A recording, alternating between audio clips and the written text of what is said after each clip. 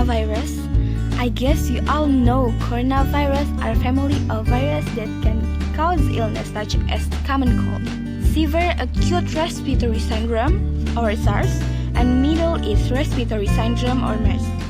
In 2019, a new coronavirus was identified as the cause of the disease outbreak that originated in China. The virus is now known as the Severe Acute Respiratory Syndrome coronavirus 2. The disease it causes is called coronavirus disease 2019 or COVID-19. In March 2020, the World Health Organization declared the COVID-19 outbreak a pandemic. The virus that causes COVID-19 is currently spreading around the world. At least 6 other types of coronavirus are known to infect humans, with some causing the common cold and causing outbreaks SARS and MERS. The coronavirus is named after the crown-like spikes that form from its surface. The virus informal inhalable of oil lips molecules, which falls up on contact with soap. The virus enters the body through the nose, mouth, or eyes, then attaches to cells in the airway that produce a protein called ACE2.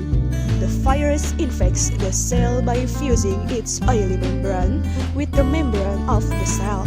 Once inside, the coronavirus releases a snippet of genetic material called RNA. The infected cells read the RNA and begins making proteins that will keep the immune system at bay and assemble new copies of the virus. As the infection progresses, the machinery of the cell begins to churn out new spikes and other proteins that will form more copies of the coronavirus. New copies of the virus are assembled and carried to the outer edges of the cell. Each infected cell can release millions of copies of the virus before the cell finally breaks down and dies. The viruses might infect nearby cells or end up in droplets that escape the lungs.